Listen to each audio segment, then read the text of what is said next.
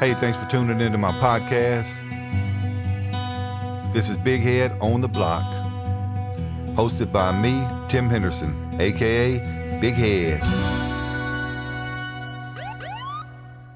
Hey, welcome back to Big Head on the Block. Today's podcast is going to focus on being physically fit, being trained and skilled in the art of combat, and being able to defend yourself and defend others during the course of your duty. My guest today is Jeff Pendergrass, and Jeff is a former co-worker of mine with the Baton Rouge City Police Department. I had the opportunity to work with Jeff whenever he was an armed robbery detective for the Baton Rouge Police Department. So, Jeff, welcome aboard. Thank you for the invitation. I enjoy listening to your podcast. I appreciate it. So give us a little background. And the reason I have Jeff on this podcast is because he's proficient in martial arts and skilled in several different disciplines of martial arts. So give us a background of your police and then your martial arts background, Jeff. All right. Started in law enforcement in 1991 when I got off of active duty in the Navy. And all total, I have 30 years experience, 10 years with reserve and part-time and 20 years full-time. Okay, so besides Baton Rouge City Police, where else did you work full-time? I've worked for the Livingston Parish Sheriff's Office and also the Livingston Parish Sheriff's Office. Good deal, man. So you've been around the block for a pretty good long time. So, you know, you, like me, have experienced situations where we have had to react to other people's decision to try and I guess, fight us or check us and see if they're going to be able to get away from us. So I try to tell officers you need to stay strong and you need to stay proficient in some martial art discipline. Now, I never took jiu-jitsu, and I'm going to ask you about that. So let me tell people, I boxed for many years, and I also took Krav Maga. And I had an instructor in Krav Maga who specifically trained me in just the elements of Krav Maga that I was interested in, because I wasn't really interested in a lot of the ground fighting. And that's one reason I did not get into jiu-jitsu, because me personally, I think that officers that are on the ground fighting are at a disadvantage. And no matter what anybody tells me, I'm going to always feel that way. I've heard arguments on both sides. The boxing component of it, you want to have hand-to-hand combat skills. You want to be able to maneuver if people trying to actively fight you. And for the listeners out there, there's a lot more struggles in the police world than there are actual fights. But from time to time, you got somebody who wants to throw hands with you. And that's one reason I think it's important to be trained and skilled. Can you give us a little insight on your opinions on this as far as an officer being capable of, bringing harm to somebody that's trying to hurt them? Yeah, that's a good question, Tim. And listen, since I got into law enforcement, one of the things that I've always strived to be is an asset to the guys that I work with, and the ones that would be responding with me to those types of things. And some people know this, some people don't. But I had to fight a guy for about 6 minutes one night because it was late. I was out by myself, and it was years ago when we only had 3 people running in the entire parish. If I wouldn't have been proficient in what I was, chances are probably the outcome wouldn't have been the way it was. So you need to be physically fit. You need to eat right. You need to train in something. I train multiple disciplines. I'm 55 years old. And I continually train. And, background as far as Krav Maga, I started back in 1989 when I was in the Navy, and it was kind of an underground thing at that point. Krav is the self-defense system or the combat system for the Israeli Defense Force and Mossad. And to expound a little bit more, the reason why I also train jiu-jitsu is because, for yourself, sometimes it's hard, especially nowadays. Law enforcement officers nowadays are really under the gun with everybody having a video camera and being able to edit everything that goes on. Being actually charged in a court of public opinion before anything, the actual truth comes out. So I really like jiu-jitsu and grappling because you can control people to keep them from hurting you, and also where you don't necessarily have to start dropping people's elbows on their head. But, when it gets to that point, you have to have a skill set where you can put hands on somebody, where you can throw hands, kick, do whatever you need to do, because we've heard all of our career that the most important thing for a law enforcement officer at the end of the day is to go home. Right. And that's the way I always trained, and that's the way I train people now to this day. Well, and for my listeners out there, 6 minutes, just start your stopwatch while you're listening to my podcast. And then when 6 minutes is over, just think about what you were doing if you had to fight for 6 minutes. Now, that brings up a unique situation. When I was boxing, I had a guy named Darius from the UFC that trained me, and we did individual work. I only like working with individual instructors. I don't go to classes. And Darius and I were talking one day, and we were actually sparring, and we were just on a little break in between rounds. And Darius said, "You're going to punch yourself out because you throw all your punches extremely hard and extremely violent." And I said, well, you need to put things in perspective. Now, he was talking about me lasting 3 minutes for the round, right? And most of the time I couldn't last the whole 3 minutes. I could do a little bit over 2, and then I got to where I could do 3. But my point to him was this. I said, Darius, I'm training not for a fight. I don't really want to make it 3 minutes if I'm out in the street on a fight. So I throw my jabs hard. I throw my, all my punches, uppercuts, everything. I throw them hard, and I throw them with the amount of force that I can cause damage to somebody if I need to. And the way I explained it to him is this. If I'm in a fight that lasts 3 minutes on the street, I'm in a world of trouble. I said, so I'm trying to get the fight over within 10, 20, 30 seconds at the most. If I hit him with a good 1-2, a good uppercut or whatever, maybe I can stop this violence right there and not have to go, because 6 minutes is forever. 3 minutes is a long time. And he said, point taken.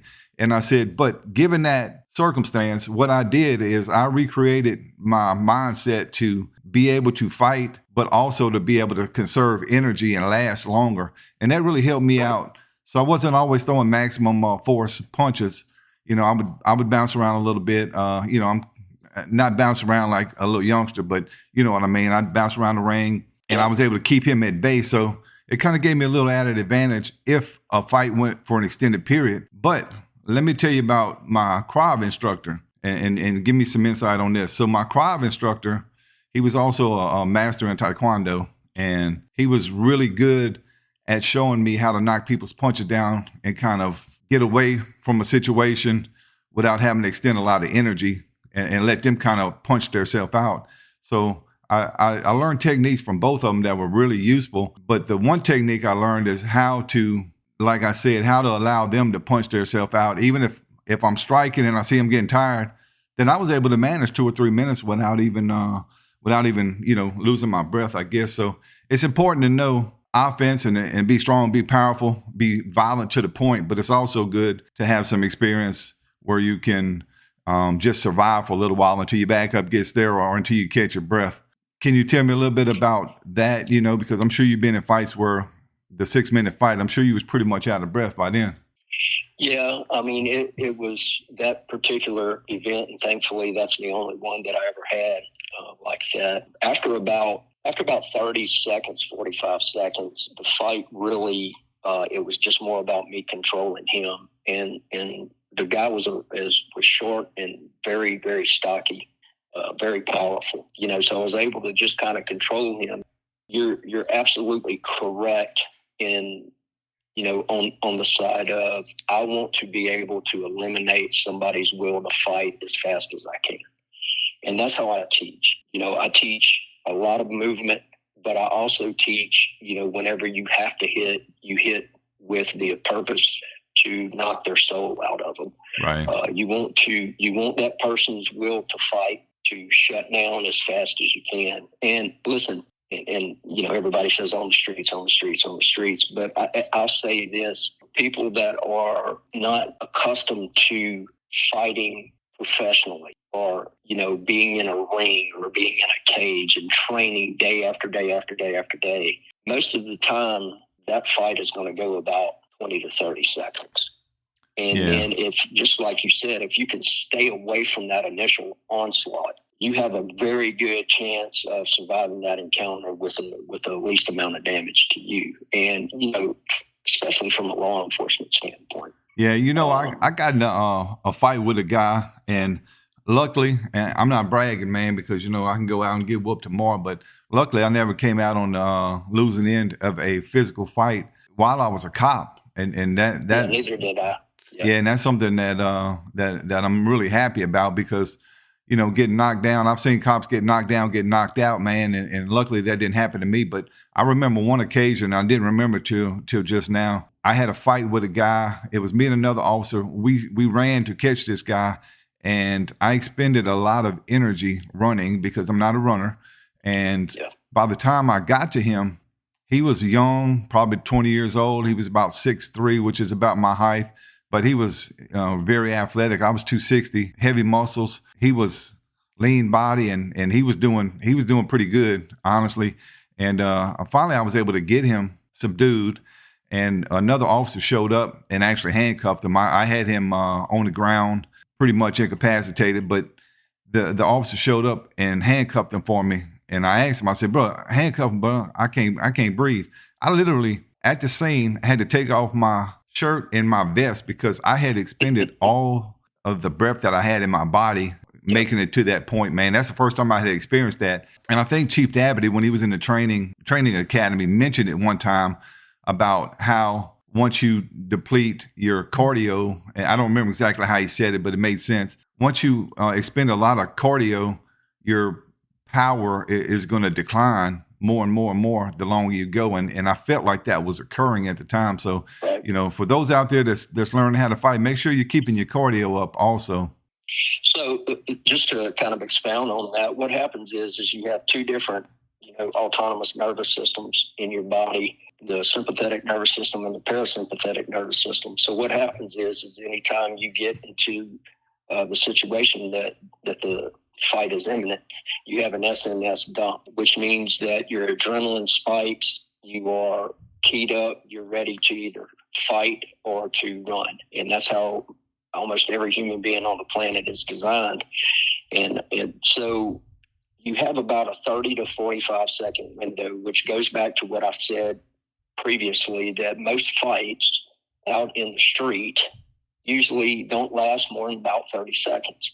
And the reason for that is, there's a lot of reasons, but from just a physiological standpoint of the body, and I've done a lot of study on this, years and years and years of study just for my own personal benefit, that when that adrenaline spikes, you have literally about 30 seconds to do what you need to do before the parasympathetic nervous system takes over. And what the parasympathetic nervous system does is tries to bring your body back to a normal state.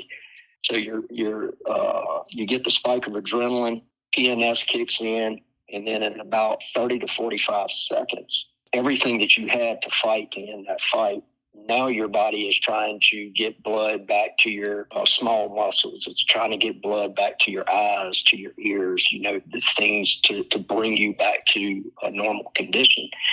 And which is one of the reasons why, if you ever listen to a boxer or an MMA guy or anything like that, they tell you that you have to control your emotions in the fight. If you get mad, then you're getting that sympathetic nervous system dump. You have to be able to control your emotions. You have to be able to push through that. And, that's one of the reasons why I tell people all the time, you have to train consistently and you have to train under pressure, meaning you need to spar with people. And I'm not talking about getting somewhere where you're just beating the crap out of each other. Right. But you have to have somebody that's actively pursuing you to try to hurt you. So whenever you get into that situation, especially from a law enforcement standpoint, whenever you get into that situation, you understand what's taking place. You understand the physiology of the body, and then you can alleviate that hard dump. Yeah. Where you can extend it for another minute, a minute and a half. Yeah, and what you said about training, that's the reason I went to individual instructors, because with my Krav Maga instructor, we did hands-on and we did the equivalent of sparring without gloves on, because we didn't use gloves in Krav Maga. But in boxing, we sparred. Me being hit and me hitting back gives me an added advantage. He popped me one good time in the forehead. He probably hit me with about 80% of his capacity. And at the time, he was a multi-time Golden Gloves champ, and he had just turned professional. And he popped me real good in the forehead, man, and snapped my neck. And I was like, whoo, that was a good one. But, it didn't stagger me or anything. But you need to feel that. If you're going to be a cop, you need to understand what it's like to feel pain, because you don't want to get hit and just freak out. Once you get used to being hit, that's why these boxers are so good. They're so used to getting hit that when you pop them with a good hit, it really don't affect them that much. I mean, obviously the pros knock each other out, but look at all the punches they absorb. Now, in the police world, here's what people need to know, and I tell people this all the time. If you're a cop, you do not have to be a victim. You do not have to let people hit you first. If you need to engage somebody, you need to engage them, and you need to worry about the external stuff later, right?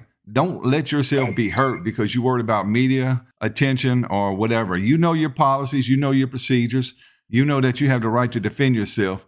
So let's make sure, cops that are listening, you understand it's not being aggressive whenever you assert dominance over someone who's attempting to hurt you, all right? And even if it looks bad, right? Because some of the police stuff looks bad, because any fight that you see, even if you're just watching TikTok or whatever, you see a fight, it looks bad. The police are going to look bad if they're fighting, first of all, because a lot of people, they're not used to seeing cops fight, or they think that we're being brutal or whatever. No, a lot of times we're just making the situation safe for us and for everybody else. So would you agree that we need to let these officers know, understand your policies, your procedures, your use of force, continue them, but don't be a victim. You do not have to be a victim. You can act first. Listen, I taught defensive tactics with the city, and that's a big thing for every officer.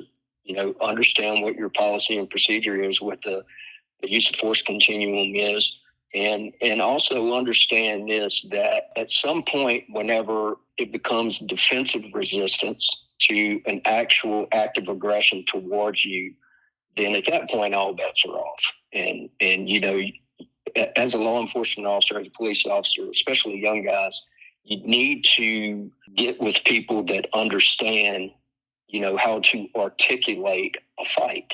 Right. And when I say articulate a fight, I'm not saying lie about anything that took place, but be able to tell the story of what made you do what you did. The people that are in my class, I always explain to them, all of my members that I teach, whether it's grappling or Krav or whatever we're doing. And look, while you're on that topic, tell everybody the business that you own and tell them your hours and location. Oh, okay. I own Baton Rouge Krav Maga. We're located at 4469 Perkins Road, right on the corner of Perkins and College, Baton Rouge. We have, our hours are 4 to 8, Monday through Thursday, 6 to 8 on Friday p.m. And we have classes on Saturday at 9 o'clock and then 10 to 11:30. So we offer bag classes for people to come in and get their cardiovascular endurance up. Yeah. And of course, we do Krav as well. Yeah. Look, Jeff and I have talked about putting on a class, and I'll see if anybody responds after hearing the podcast. If y'all want a class, we're talking about doing a 2 or 3 hour session for females. And then eventually, maybe will evolve into citizens, not cops, but just regular citizens, because transitioning from police to the civilian world, let's say this, in today's society, there's a lot of aggressive people, and you might be one of them, out there honking your horn and doing stupid stuff, road rage, mad over somebody picking up something off the aisle at the grocery store that you wanted, So you never know how people are going to react these days. And that's why I tell people, you got to be cautious whenever you out here thinking you big and bold and got that S on your chest, because they got a lot of fools out here that don't mind bringing pain to you. So ladies, what I wanted to do was kind of give y'all a couple hours of instruction, utilizing Jeff's experience in his facility, and try and teach y'all some elementary ways to defend yourself and to engage or disengage. So Jeff, if you're still willing, I'm gonna put something together and we'll try to get it out. But tell the citizens, not the cops, but the citizens, why it's important to be proficient in at least a little bit of self-defense. Well, I think that as a father or a mother, or as a brother or son or daughter or whatever, you need to be an asset to your family. And when I say an asset, from that standpoint is you need to be able to intervene on their behalf. Right. Yeah, you have to be able to go from flatline to extremely violent and capable of doing anything that you need to do to protect your family or to protect your loved ones or somebody else beside you that can't protect themselves. Right. And in order to do that, you have to train. You have to be willing to put yourself, in bad positions in the lab. So whenever you get outside of the lab and God forbid you have to put those things into practical application, you have the skill set, and bigger than that, you have the mindset to overcome what's taking place and to win that encounter. Yeah. And I tell my members all the time, that if you can avoid conflict, avoid it at all costs. Right. But when it gets to the point where you cannot, you need to be the most violent human being on the planet at that time. Normal, everyday citizen who doesn't think about things like that. Situational awareness will keep you out of 95% of things that happen. I did a podcast and we talked about situational awareness. So if you go back to my early podcast, we talk a lot about that. But I think that's very important nowadays. Is as much as being able to fight, being able to defend yourself, whatever the case may be. Situational awareness is extremely important in today's climate. 100%. I think that's probably bigger than, actually having some type of, black belt in Taekwondo or whatever, because as you train and stuff like that, you become situationally aware, and it can keep you out of almost everything. Yeah. And, I want to go back to that's huge. Go ahead. I'm sorry. No, it's what I was saying is just from everyday citizen, that's a huge component of keeping you and your family safe. Yeah. Whenever I trained in Krav and whenever I boxed, what I did, I just took my vest off and I took my police shirt off, but I always trained either in the ring or in Krav with my police stuff on. Other than that, obviously I ain't going to fight with the vest on, but on occasion, right, I would leave the vest and I would leave the shirt on and I would box with it and I would do Krav Maga with it. And both my instructors knew that my objective was to be able to, I'm trying to think of the word. So I wanted the most realistic situation available to me. And being in gear is how I'm probably going to fight at work. So it doesn't make any sense for me to go get shorts and a t-shirt all the time. When I leave my vest and everything on, we did a lot of, like I said, it was personal it was personal instruction from the guy. It was one-on-one classes. So it was just he and I in the gym. And I would tell him to be as violent as he could, obviously without killing me, because he's one of those guys that I could never hurt. I didn't want to hurt him, but I would hit him and sometimes I would hurt myself. Even with kicks, I kicked him in his leg a few times and I said, man, won't you put the pad on there? And he's like, no, I'm good. I'm like, no, but my shin's killing me, man. This guy was indestructible, man. He's moved on to the next world, but he was a really great instructor. And we were so realistic. His girlfriend stopped us one time and he said, y'all going to wind up getting in a fight. And I said, what you mean? And she said, y'all are too aggressive to each other. One time during training, and what happens, I hit him and I almost knocked him out because a punch where he was, he put his hand in a different spot and I wound up hitting him closer to his jaw than I intended. And he kind of went down a little bit and she would see all this, but he never got mad. And look, he hurt me plenty of times, but I'd rather be hurt in the gym. When I was boxing, a guy hit me in the nose with a jab. He was like 280 pounds. He hit me in the nose with a jab and I bled all over the place. And he said to me, because he was a professional fighter, not my regular instructor, but another guy. And he said, hey, man, rather bleed during training than than the actual fight. Now, I was never going to be a boxer, but my point is I learned and went as hard as I could in a realistic environment. That way, if it happened in the street, I would be used to the gear. I would be used to everything. I would be used to putting my hands up. And look, it worked good. Now, this is funny, and I want to get your opinion. Just so I was boxing and taking Krav at the same time, and I did both for many years. But I came to the realization during one of my Krav lessons. I told him, the instructor, I said his name was Master Benson. I said, Master Benson, I got a question for you. I see that I'm having trouble differentiating because I'm boxing and taking Krav. And in boxing, you're going to absorb some hits. You're going to absorb some things that you wouldn't want to when you're taking Krav, because obviously the nature of that is the nature of that training is a lot different than boxing. So what I had to do, and I did it, and it worked good for me, but it took me a while to really realize this. I was letting him hit me, especially when we work on knife attacks and stuff. I was letting him get too close to me because my mindset was on boxing and Krav. But in boxing, like I said, sometimes you let punches come to you and you might block them a little bit, or you might just absorb them. Well, it was becoming inherently clear to me that I was going to wind up letting something hit me that I didn't want to when I was doing Krav training. So I had to open my hands up and put them in a forward position as opposed to closed fist in boxing. And it worked for me one time because a guy jumped up on duty. A guy jumped up and was fixing to hit my partner. And my hands went right to the position that I wanted to, the Krav position, as opposed to the boxing position. And right. And I was going to be able to bring maximum force. Now, when he seen that, he freaked out. I said, man, what you doing? I said, I'm fixing to hurt you is what I'm doing. I wasn't quite as, it was a little bit worse than that. But I'm letting him know, you want to fight us, we're going to hurt you. But right. Tell us about the mindset and training, the muscle memory and stuff, because it took me a while to get that muscle memory to where I could differentiate. Because in boxing, like I said, sometimes you let punches hit you, but in Krav, you can't. In a realistic situation, you can't let these blows come to you. Right, and listen, in a fight, in a true fight, chances are you're going to get hit. Right, you're going to take something, whether it's a pop on top of the head, maybe a good gut punch or whatever.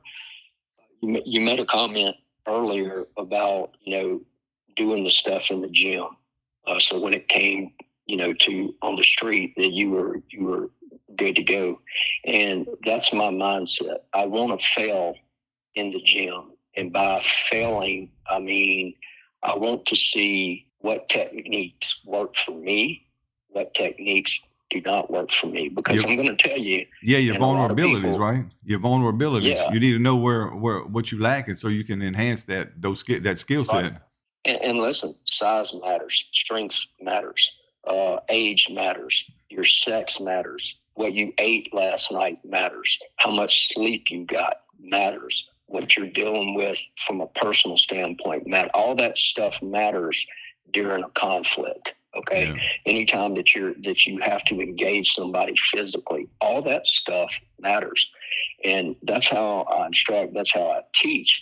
And I want, the members to know, and people that I train, is that stuff that works for me may not necessarily work for you. Right. So what I do is, how I train is conceptual based.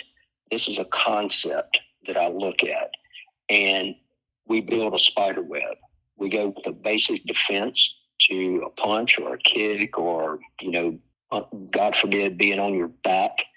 And we build out from there. And you build that spider web, from there. And look, I look at the three basic aspects of conflict, the actual defensive side of the conflict. It's the initial contact, it's the fight itself, and then it's the post conflict. Yeah. Right? I teach what are the legal ramifications for beating the brakes off of somebody. Where does it stop being an actual fistic encounter until, then it becomes something because your emotions got out of check. Right. Now you're looking at a second-degree battery or a manslaughter or something like that. You got to do it. Yeah, you got to do it within the confines of the law. A lot of people don't understand that. So as we get to the end of the podcast, Jeff, I want to say this, and I want listeners to pay attention. There was one female years ago when I was young. She went to a karate class or something, and she had been learning some techniques.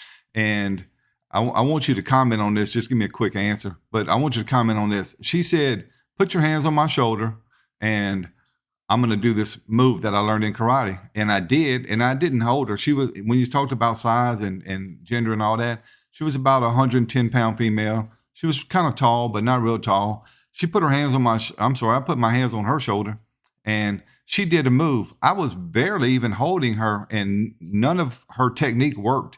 And my hands were still on her shoulder, and she looked perplexed. And I said, "You know, what you doing?" She's like, "Man, it always works at class."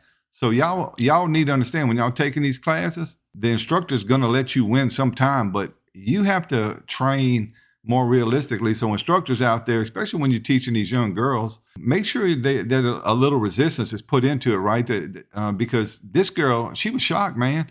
And she did it in front of 4 or 5 other people that we worked together. I was at the LSU vet school at the time. So, I wasn't in a police capacity, but it just showed her and it showed me. I never forgot that moment, that if you ain't training a little more realistically, instructors, you got to make sure that your people understand their limitations too. So touch on that for me real quick, Jeff. Yeah, and listen, and I'll say this, that I think a lot of martial arts gyms are in it for money. It's one thing, to get paid. I do this because I truly have a passion for people, and I've seen violence firsthand. I've seen how things transpire. And, even though I have to have money to pay the bills of the gym, my contact is with the people. And I tell people all the time, if you go to a place that says all you have to do is insert whatever you want to, you need to pack all your stuff, put it in a bag, and walk out of that gym immediately. Yeah. Because I'm going to tell you right now, everything is not going to work every time. There is nothing that you can do that works 100% of the time. Yeah. It cannot, it will not. And so look, you have to train. You have to train. And look, sometimes people are more advanced in their skill set than you. And I found that out a couple of times when I was fighting a professional boxer or fighting a jiu-jitsu expert who wound up putting me on my butt pretty quick. And I was like, man, I don't even know what the hell just happened, right? But, in instances like that, like I said, it's better to learn in training than it is out there on the street. So cops, understand it's okay to be violent whenever it's necessary. I used to make the joke, I'm not nonviolent by nature, but easily provoked. And, if you throw your setup at me and think that I won't hit you back, I promise you, I'm not going to let you hit me first. I don't care who you are. Second of all, to the citizens out here, join places like the Baton Rouge Krav Maga and some of these other areas that are disciplines that train and learn to protect yourself, to defend yourself, to be able to defend your family.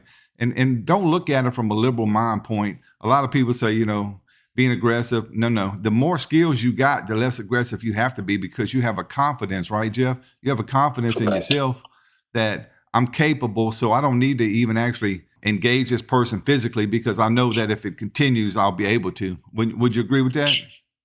Yeah, absolutely. The more you train, the more confident you become, the more that you understand that you don't have to engage in that conflict, and it's better for you and everybody around you. So cops, you know what to do. Citizens, situational awareness, learn some techniques, some tactics that'll keep you safe, to help keep your family safe. And tell us one more time the name of your gym. Baton Rouge Krav Maga. Thank you, Tim. Thanks for having me. Thanks for tuning in to this episode of Big Head on the Block. I'm Tim Henderson, the host. I look forward to dropping another podcast soon. Please give us any comments, likes, dislikes, or any topics y'all would like to discuss. Thank you.